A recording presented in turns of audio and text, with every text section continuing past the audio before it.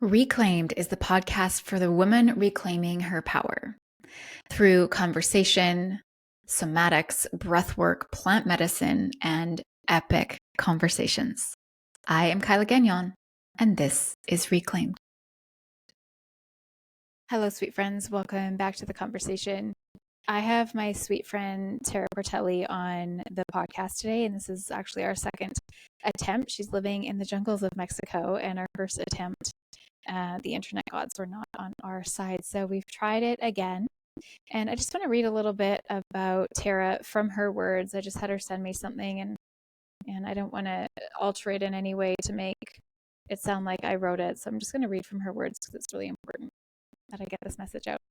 As a former paramedic for 9 years, suffering with PTSD, anxiety, and depression, I was unwell mentally, physically, and spiritually. As the inner healer wanting to save everyone, I attracted in toxic relationships with wounded men, trying to save them while sacrificing myself. I had nothing left to give. I found the strength to leave my career, my marriage, and my unhealthy family dynamic that held me back from achieving my divine calling. After flipping my life on its head, I ended up on a healing journey that brought me to PSILOCYBIN on a beach in Mexico. It was there that I connected with self-love and compassion for the first time and a deeper understanding of my greater purpose in this life. And since that day, I have taken those messages, followed the calling, and have helped hundreds of people escape the self-sacrifice that modern society expects of them and connect to their personal truth and authentic self. I help people turn their personal pain into empowerment by understanding the challenges as great spiritual teachers, all part of our greater evolution. I've taken my powerful story and written the book called Nude, saying a beautiful goodbye to who you thought you were and stepping into who you are, and founded Arcadia Healing Sanctum, which is a center for wellness and whole body healing in Mexico. My mission is to teach people that we don't have to be the victims in our life, that we can empower ourselves through self-love, compassion, and creating new meaning around their trauma stories. Sit back, relax, and enjoy this conversation with Tara Portelli. Hi, Tara. Hi. How you doing? Round two? Yeah, round two. Yeah, I'm good.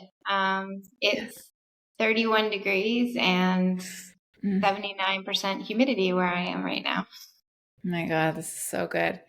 I I don't know how cold it is. Let me just tell you exactly how not warm it is here in Victoria. Okay, it's 10 degrees. Okay. It's 10. So it's not freezing yet, but it's definitely not 31 degrees. No, it's fresh. It's so fresh. Okay, so you are in Tulum, or correct? Is that you're in Tulum? You're just not like right in the town? Yeah, I'm about 25 minutes outside of Tulum. Northeast, south, which direction? I would be heading west, so west of Tulum. Yeah, okay. East would put you in the water. Yeah. Okay. Towards where? Coba. Oh, I don't know Coba. Is like it's a community where there's lots of beautiful ruins. Nice. Yeah. Maybe share with the people, why are you in Mexico? What brought you to Mexico? Let's just go a little bit of your journey, because you and I met in person a few months ago in Victoria. Yeah. Yeah. Do you want to share a little bit about what brings you to Mexico?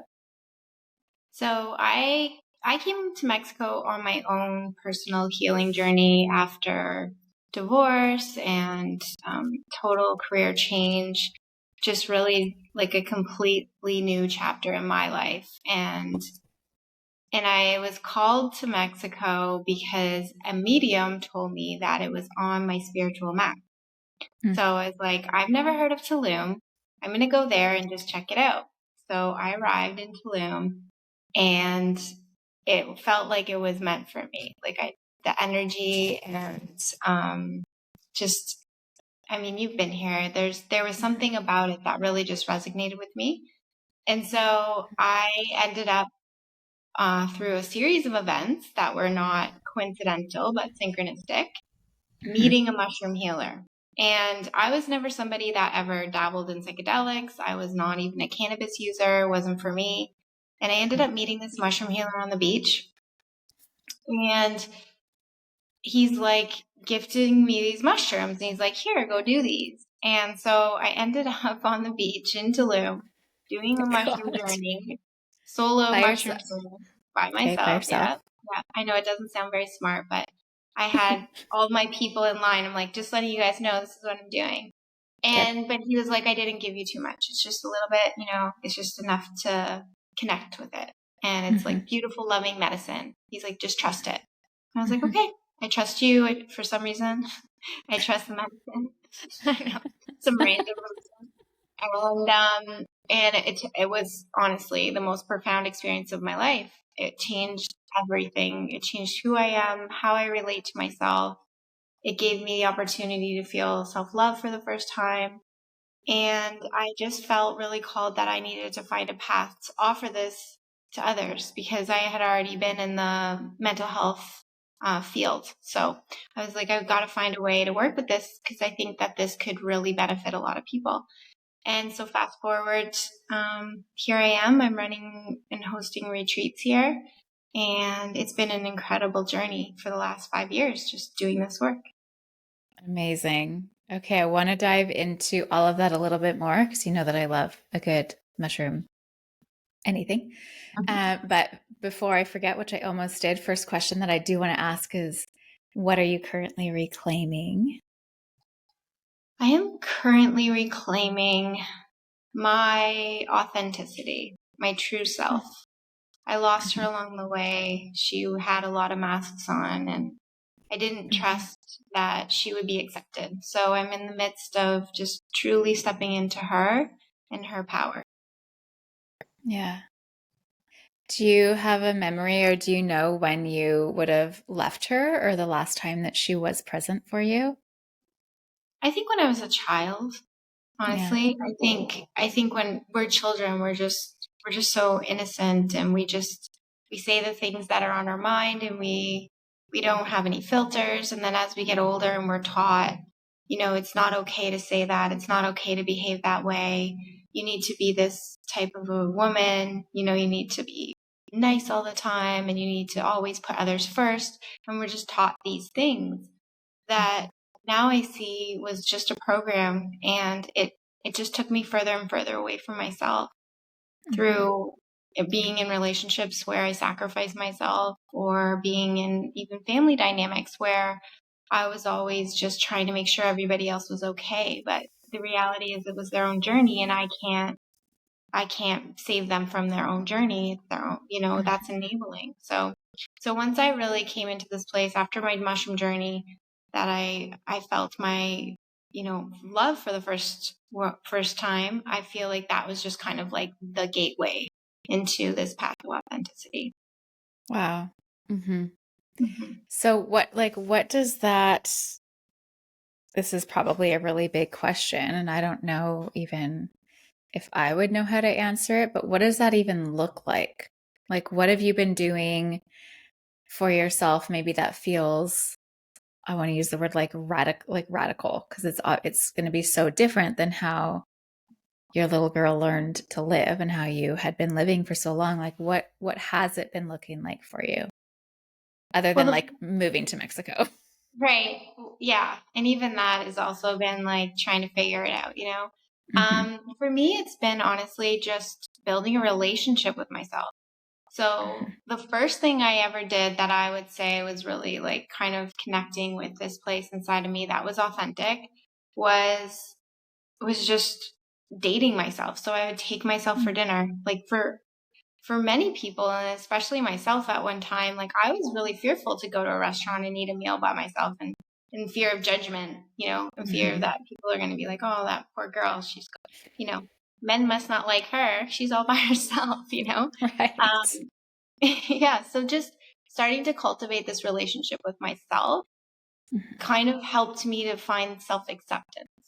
And I think when we can find that self-acceptance and that love for ourselves, then I think that we just feel it's okay to be ourselves.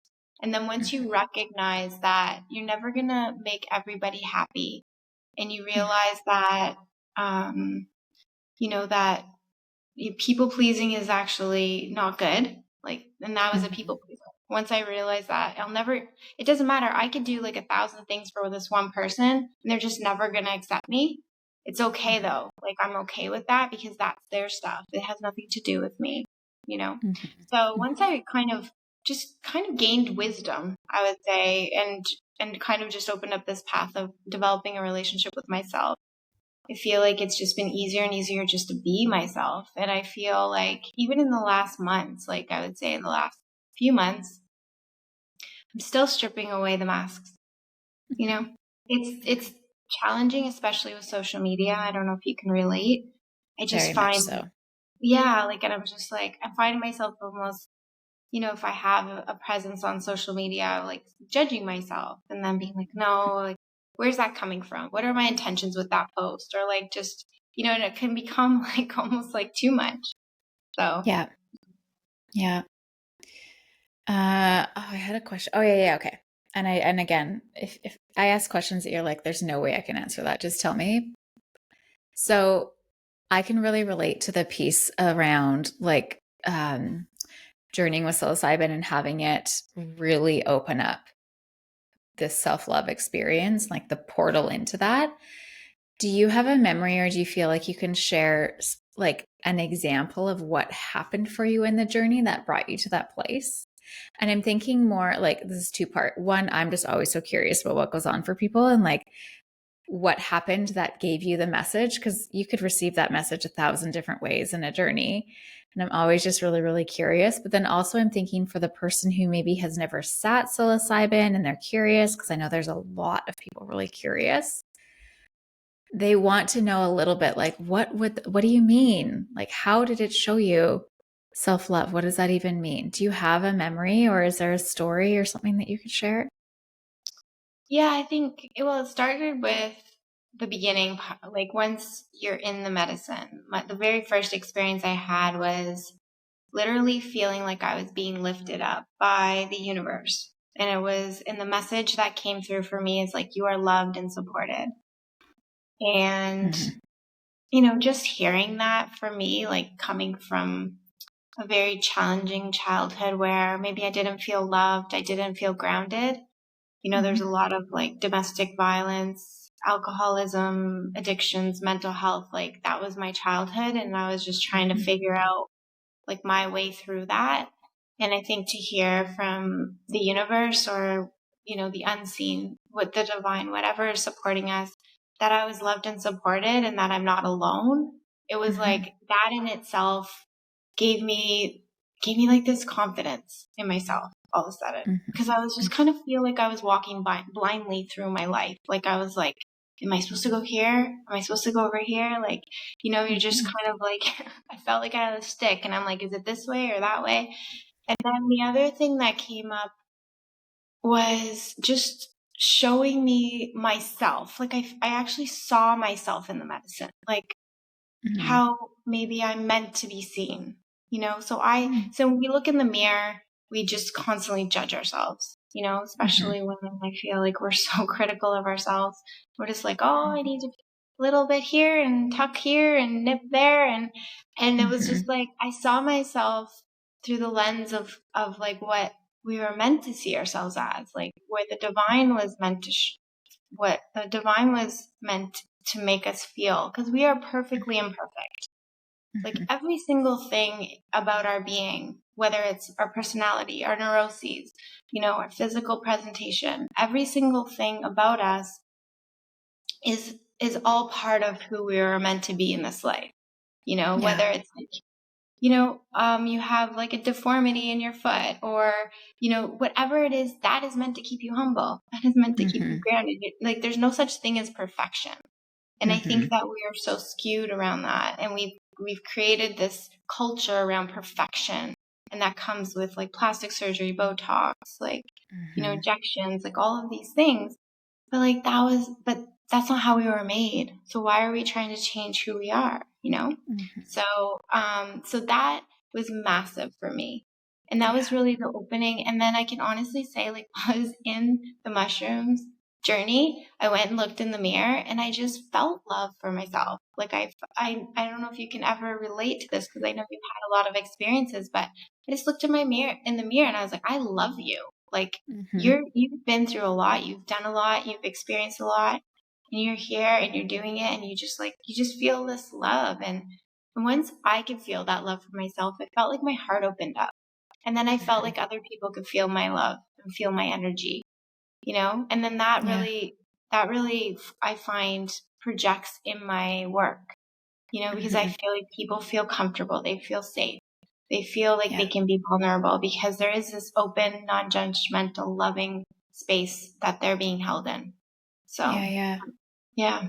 So for people that have never experienced that, I mean, I think just even that in itself, and I can honestly say like a lot of clients have felt that. I think that's what we're missing. Like Mm-hmm. I feel like that's a constant. People don't love themselves. They're so hard on ourselves. And like Yeah. when you can feel that love, it's going to radiate through everything in your life, but you just need to feel it here first. Yeah. And I think a lot of us, like I am running a group program right now, and tonight we're actually talking about the cultivation of self-love, and actually like self in bracket is like the cultivation of love. Um, I know that some of us were raised in households where we received it in a really good way, but also a lot of us didn't. Mhm. And so, maybe we were raised to perform or excel or be excellent at something, and maybe it's top student, top athlete, whatever. And when we did that, we were praised and we received love, and that might have even felt okay. Actually, growing up, that might have felt really good. But then you fast forward into the rest of our life and we see that we're still trying to perform and earn love and appreciation, and it will never feel like, well, it's conditional at that point, and it feels conditional. And if we don't stop to actually reflect and tune in, and that that might feel like all that there is, and turn that inwards, if we've only learned conditional love, well, of course we're going to be picking ourselves apart. Of course we're not going to accept ourselves fully as we are. And I just think of how many children, aka us, in our adult bodies, have been raised in various different families and communities and spaces and places where there was so many conditions, and who actually, like, how many of us actually don't know what unconditional love feels like. And so I imagine there's people even listening, hearing you say that, and that might even feel like foreign or impossible that they could ever actually feel that. And I'm saying all of this because it's actually so simple. Like to sit with the medicine like you did. It's a couple of hours. Mhm. It's generally quite enjoyable most of the time. And that experience has, as you said, like shifted everything for you. Like it changed your life. And so we really have a choice. Like there's so many tools and there's so much available for us. We don't have to continue living with these conditions. Yeah. And so, yeah, as you were speaking, I was just reminded of like how simple this actually all is and how difficult we continue to make it for ourselves. um, Mhm. and so share And share a little bit about your work. So you're now supporting people in this. yeah, so I create a container. I love to work with the medicine in a retreat setting because it gives me opportunity to prepare people properly for the experience and also to support them afterwards. And so, Mm-hmm. like in the retreats, we're doing all kinds of modalities. We're using sound healing. We're using a sweat lodge, an indigenous sweat lodge in Mexico, um, massage therapy, like meditation every day, yoga, like all of these modalities that all support the medicine experience. So, Mm-hmm. and everything kind of complements it. And so it's a beautiful experience in Mexico, which is already really beautiful, in nature, which is where the medicine is meant to take us. We were meant to connect with nature, because as humanity has shifted away from nature into like the material world, we've disconnected from that part of ourselves, but we are connected to nature in so many ways. We require nature in order to survive, just to breathe. So we forget that because it's not something we're consciously thinking about. And it just takes us back to like the primal, like in experience of that connection again, that our ancestors had that we do not have. Right. So yeah, and I agree with you. I think for the short duration that the medicine is, and so many people are so afraid of it, I always feel like you should be more afraid to not try it. Because like if you're suffering, or if you don't feel good about yourself, or you're moving through your life in a way that just you're stuck, or you don't know what direction to go, like the medicine can give you the clarity that you need. It's a direct connection to all of the wisdom that we can access through through whatever you believe, but oftentimes it's very mystical. I'm not sure if your experiences have been like that, but like I literally feel like when I'm in the medicine, the trees are talking to me, like we're having a relationship. And so it's like it's a beautiful opportunity to understand yourself on such a deeper level. And it's, we're like onions, like there's so many layers.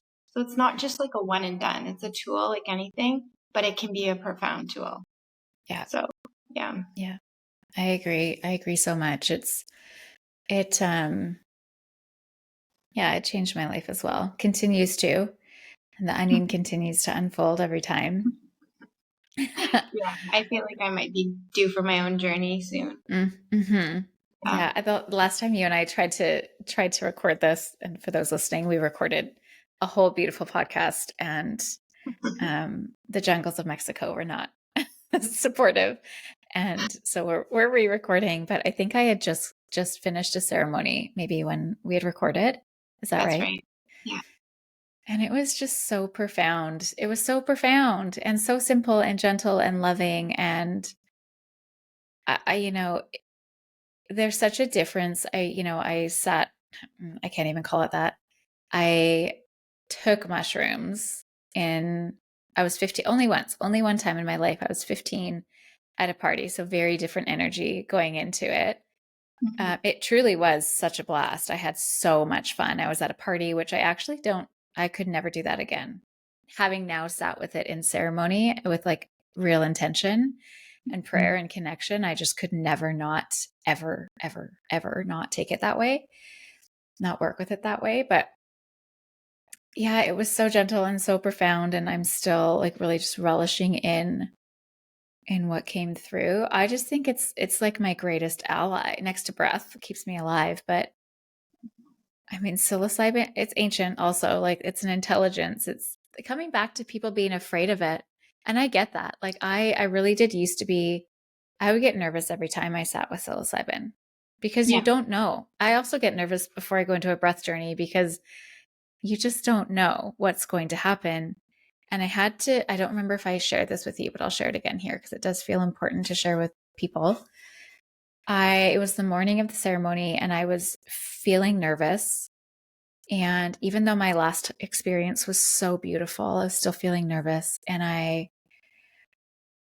was just asking myself, like, do I actually believe this thing that I say, which is like, we're all divinely guided. Like everything is perfectly placed for me. Like everything that happens is not only for a reason, but it's perfectly designed and placed for me at the exact right time. And so if I actually believe that I'm totally supported by spirit, God, universe, whatever we're working with, then why fear? Like, where is there even place for fear if I actually believe that I am taken care of and supported?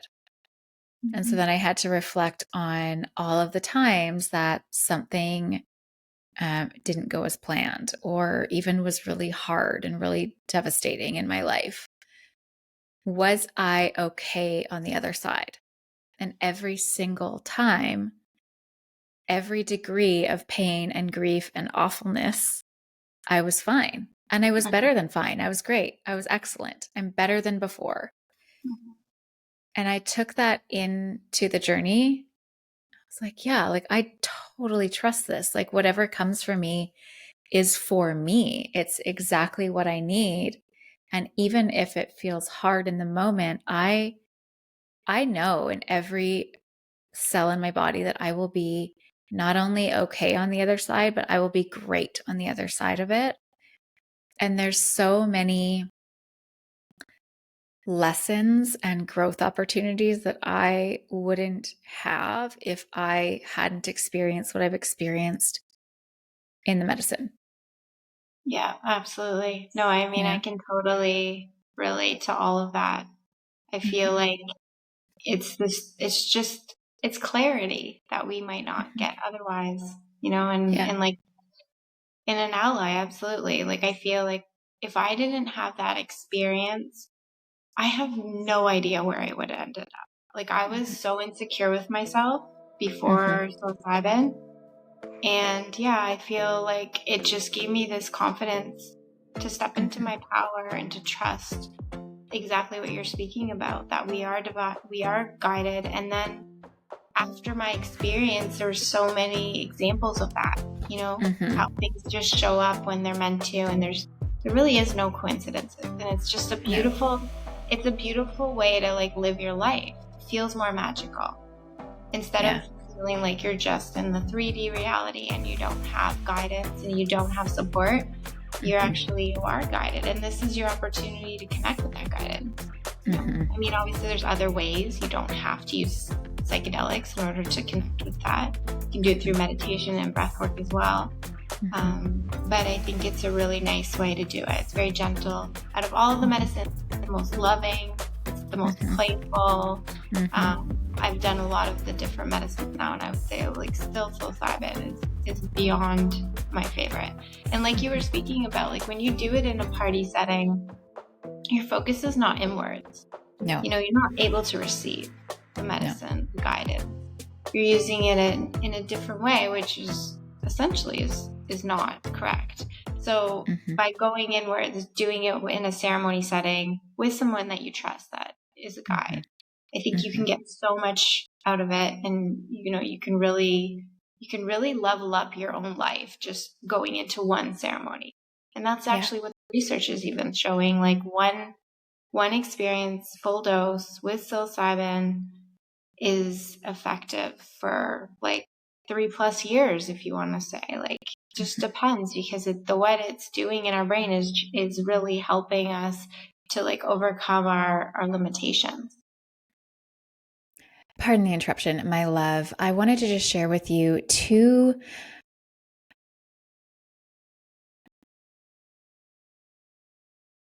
Okay, my love, can you even believe that the year is almost over? We are getting so close to 2025. And for those of you who have a business, those of you who are female entrepreneurs, maybe you have a side project, side hustle, passion project, or maybe just a full-time, not even just, maybe a full-time gig.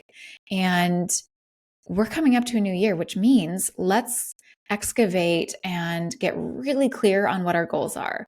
I run a mastermind called Your First 100K Mastermind, and inside you have one monthly mastermind call with the crew. You have 2 co-working sessions every month where we get on Zoom and we spend 4 hours just in full work mode on our businesses. You receive a 30-minute coaching call with me. I call it the Get Shit Done coaching call. And then you also have your WhatsApp community where we get to actually stay in mastermind energy all year long. If this is for you, price is going to be changing in January. Right now, you can get in for $197 a month. January, we're going to be going up to $397 a month. So now is the time. Lock in before the new year. Let's get serious about this business.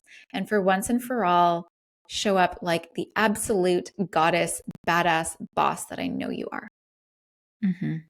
Yeah. I had someone, I might have also shared this with you, so forgive me, but I had someone in a group ceremony explain that, because a lot of people will utilize psilocybin to like help rewire their neural pathways, help rewire the brain a little bit. And he described the brain, or our habits and our patterns and our repeating thoughts. He was describing those as like a really well-loved ski hill, right? So yeah, Mhm. the the same path has been taken. It's almost like you could close your eyes and like your skis would take you down this path because you've just ran that path so many times.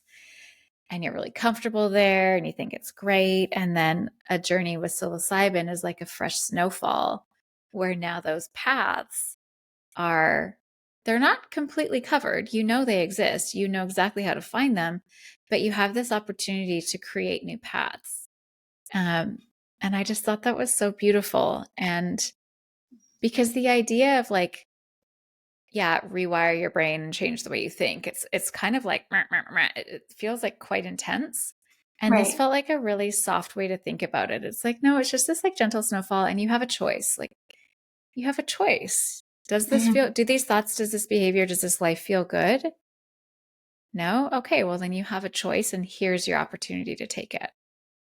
Yeah, I really like that analogy. I think it is a beautiful way to describe it because I mean, when people hear it can rewire your brain, people are like, I don't like my brain. I don't want to change it. When Yeah. it can be scary, but it's not like that. The way I see it is like when you go to therapy, it's you're trying to override old thought patterns, old neural pathways. And if Mm-hmm. you have the opportunity to take the different ski route that hasn't Mm-hmm. been taken yet, and maybe even create that ski route the way you want it to be. Do you want it to have like lots of flowy turns, or do you want it to be like hard angles? Like how do you want to take it, right? So it's Mm-hmm. totally your discretion, and yeah, you can go back and you can create the same pathway you were in before, but I mean ultimately you probably aren't going to want to, because sometimes we have so many looping thoughts that keep us so stuck in our life. We don't move in any direction because we're so fearful. So it Mm-hmm. just kind of gives you that boost and that confidence, and to create those new ski hills. I love that. Mm-hmm. And so, like, how does it feel? Because you lived a very different life before in terms of the work that you were doing and how you were helping people. You were still very much in the space of helping and supporting humans. How does how does it feel? Like, I've also done a hard left in my career in the last, like 5-ish years. And for me, I'm like, I can't even remember what that life was like. But what is it for you? Do you miss what you were doing before? Is this like 100% it? How is it for you? Yeah, I feel currently like I'm able to help and serve people in a better way. I Hmm. mean, my former career when I was working as a paramedic, I felt like I was getting to people too late. I can't help someone in that emergency situation when maybe something could have helped them beforehand, like preventatively. Hmm. And Hmm. so it's always like you're at that place where like maybe something can be done, but probably not. And so this feels like I'm giving people the opportunity to completely transform their life, Hmm. and I think that people that want to come to this work and are ready for this work, they have done the research and they've tried everything and nothing's worked, and they're just ready Hmm. to shift. They don't want to feel how they feel anymore. Most people that I work with, it's almost like they've had this checklist that they checked all of the boxes, and they Hmm. came to this place in their life where like, I don't understand. Like I did all the things I thought I was supposed to do to bring me happiness and joy. But all Hmm. along, what they were missing was the one piece, was the relationship with themselves and the healing Hmm. piece. A lot of people don't dive into their healing. Maybe they go to therapy, but even still, like it's really difficult to override those old ways of being and thinking. So Yeah. just using psychedelics as a tool that can really help you and shift Yeah. everything. Yeah. So in answer to your question, I think that this path feels more aligned with me and my bigger mission in my life, to be able to Hmm. help more people. And I don't know if this is where it ends. I mean, I'm always trying to expand and grow myself, and I feel like things are always shifting and changing. And so right now this is where I'm supposed to be, and it feels good, and I don't miss my old life, and it definitely feels like many lives ago, to be Hmm. honest. Yeah, I get that. I'm curious, like, so the theme of the podcast is women reclaiming their power in all of the ways. What comes up for you when you hear that? Like, what does that mean to you? And how have you seen yourself do it? I know you're reclaiming your authenticity, but how do you see it also? How do you see women that you work with coming into that reclamation? I think women are conditioned to be in service and put themselves last. Like, I feel like as a mother, as a partner, in all areas of their life, as a daughter or whatever, I feel like what I've found in myself is it was really like the moment that I chose myself first. I loved myself enough to choose me first before others. And as selfish as that sounds, it's actually not, because I mean, how good can we serve others if we aren't taking care of ourselves and we're not our best selves? What is the point of like giving ourselves away to others until we have nothing left? We're so depleted, we can't show up in any capacity for ourselves or for others. Yeah. So I think that in itself is like, once you can set boundaries in your life and you can be like, sorry, like I right now, I need to take care of me. I feel like once you can own that, I feel like that is the beginning of your reclaiming your own power. And I think a lot of people don't do that and especially like when I see in my family or my friends, they live their lives for their children. And I mean, there is a point when you have to recognize that, you've done the best job you can. They're at a point now where they can make their own decisions, and they might make the wrong ones, but that's okay. It's their journey. It's their path. There's this really beautiful book, and it's called, I think it's called like the Renaissance. I'll have to remember what it's called, but it's written by a psychologist. And it was all about how women have been conformed to be like, always look pretty, proper, always be polite, okay, like it was like all about those things, and also about how that's incorrect. Like, you can't save somebody from themselves. You can't save your child from their suffering. You'll never be able to do that. And if you try, you're only enabling them, because then they're not learning their own lessons and growing in their own life, So anyways, I mean, I feel like that is honestly like the first step. So once you take that power back and you choose you, then now you can become a stronger version of you, and you can serve way more people way further than you were able to before as the depleted self you were. Yeah. And I feel like even, when someone does step into that place of self-power, the energy that they put off it's like that saying, like, be the light to show others the way. That's what that is. Like in actual reality, it's like you step into that sense of power, you're vibrating at a new frequency, you shine differently, you show up differently, and you not only become the proof for others, but you become the role model, for lack of better words, and the inspiration. And so if just imagine the power when we all get there, right? Imagine everybody in that energy. Yeah, absolutely. And then you can support each other in a more empowered state, not out of like desperation, depletion, So for me specifically, I'll just share the story. I was married for 18 long months, but I was together for 7 years. And I was just like, I'm in this relationship. Like, I loved him. He was my best friend. But it was always about him. It was like always, he's not happy. We need to change this. He needs a new job. He needs this. He needs it. So it was like for 7 years, it was all about him. And all the while, I'm sacrificing myself in every possible way, trying to support his dream by abandoning my own. And then after running into an old friend, gaining some clarity, I was like, wait a second, what am I doing? Like, I am more unhappy than ever. He has everything he's ever wanted.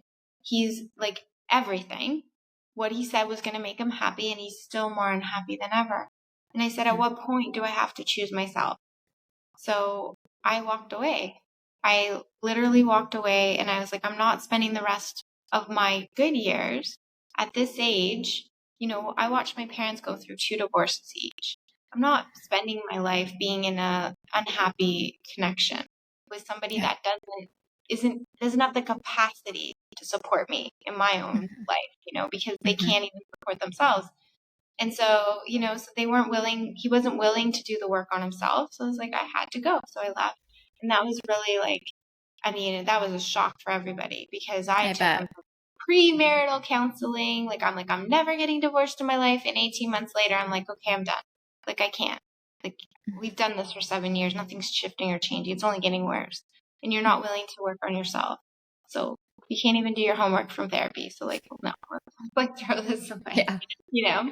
And so that was really difficult, because I loved him. He was like my best friend. We just had such good energy together, but at some point you have to decide. And once I left that relationship, it's like my whole entire world opened up. It's like Yeah. I went way up. I was not held down or held back anymore. Oh. Mm-hmm. Yeah, it's like those are the hardest relationships to leave, where they're not like abusing you. It's not bad. It's just not good enough. Exactly. Yeah. Yeah, kudos. And I feel like a lot of us get stuck in relationships that Oh God, yeah. aren't serving us, right? And until something terrible happens, and then you have to make a decision, but why just choose yourself? Like, if you don't feel like you're growing and expanding in that relationship, and you're not with a partner that can support you in that, then is it worth that connection, Yeah. Yeah, I feel like if I had a resume, it would be one of my top skills is staying in relationships longer than I want to or need to. Absolutely. Yeah. And like we have such capacity. Like we'll put up with a lot. We can handle a lot, and most of us, we will for a really long time until it's just too much. And then it's like, bloop. And so, you know, I would love for everyone to not have to get to that point. Mhm. Yeah, I feel like it's like the turning point, but you can never go back. It's No, like no. you're exhausted, you tried Yeah, your best, and you yeah. don't look back, you just move forward. Super checked out by that point. Yeah. Yeah. Oh, yeah. What's lighting you up these days? I'm curious. What's really exciting you right now? I have a retreat coming up, so I'm Okay. really looking forward to that.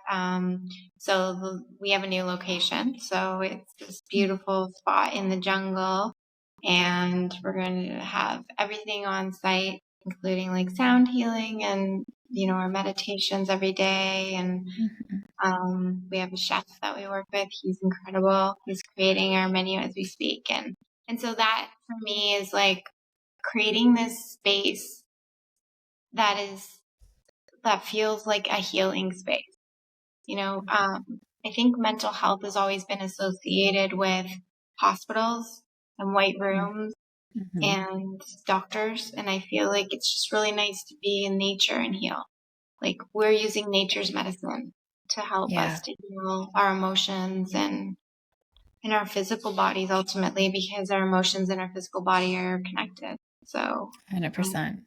yeah. Mhm. So that for me, like, just creating the space, like, it feels like an extension of my own heart in this space. And I just really want that to be what people feel when they come in. And so I'm just working right now diligently for the next week, just getting everything organized and set up. And yeah, I'm really looking forward to that.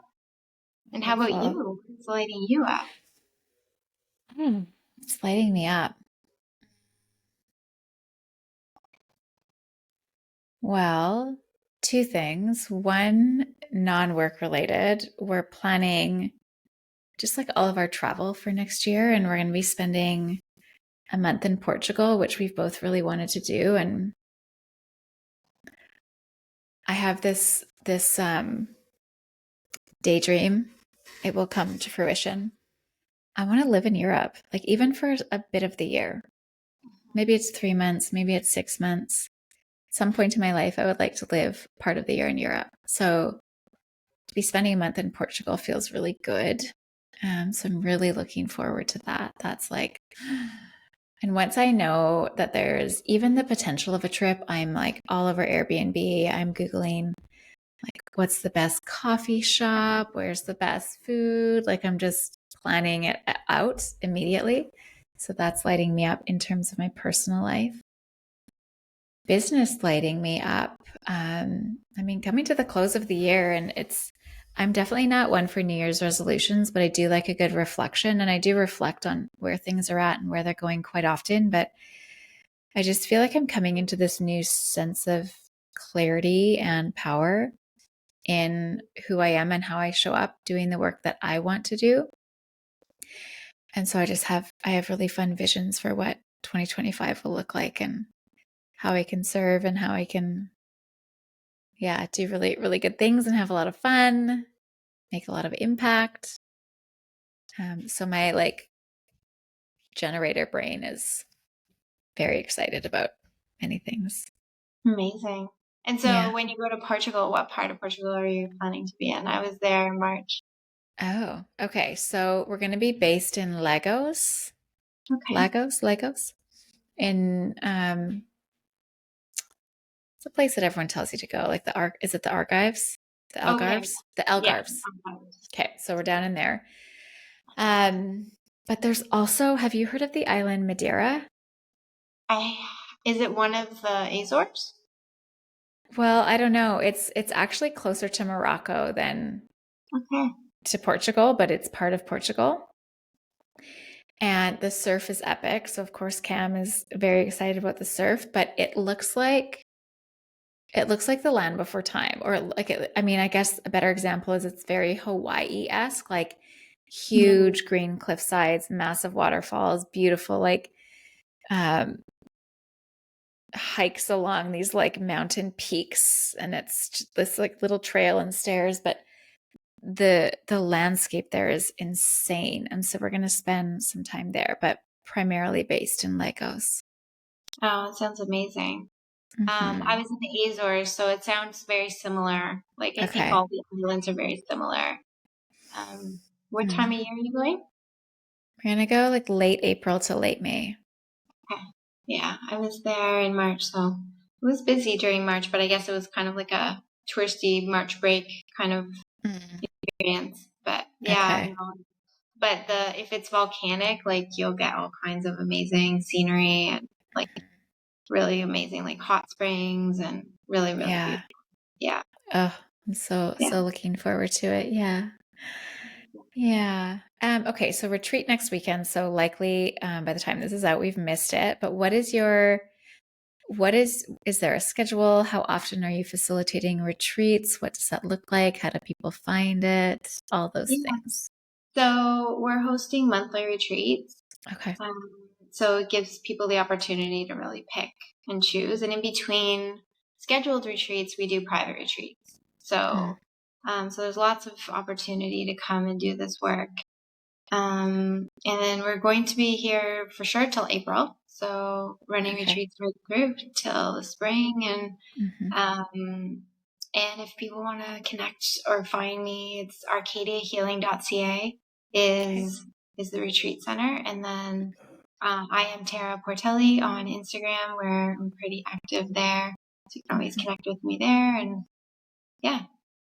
Amazing. How Yeah. long are the retreats? So we're running 4 or 5 day retreats. Okay. Sometimes the odd time will offer a 3 day if someone has already done a lot of their own work. Hmm. But I always like to have it around a container, not necessarily just doing ceremony. I really feel compelled that I have to, create this beginning and end for it, because otherwise Hmm. it's like you're just taking another substance Yeah. with no support. So, Yeah. so sometimes we'll do 3 day retreats, but oftentimes they're 4 or 5 days. Hmm. And 5 days is really nice if you want to do like a lot of deep integration, because you have a full day to experience a lot of the nature here and go into cenotes or experience the beach. The beaches here are just incredible. For anybody who's never Yeah. been to Tulum, like they are like the sand is like baby powder. Like it's just, and they haven't built it up the way that they have in some places in Mexico where there's like big skyscraper buildings. It's all very boutique-y. Like they've used all of the elements from the land and they've created these hotels, and it's really, really amazing. So it just gives that really unique, artsy, flowy experience, like kind of being man with nature. That's one of the reasons I absolutely love being here, because there's like, it can't be replicated. Like there's not too many places. I've heard it's comparable to Bali, but I've yet to go to Bali. So I guess that would be the comparison. Bali is growing at a rapid rate, so I think it's probably it's like old Bali.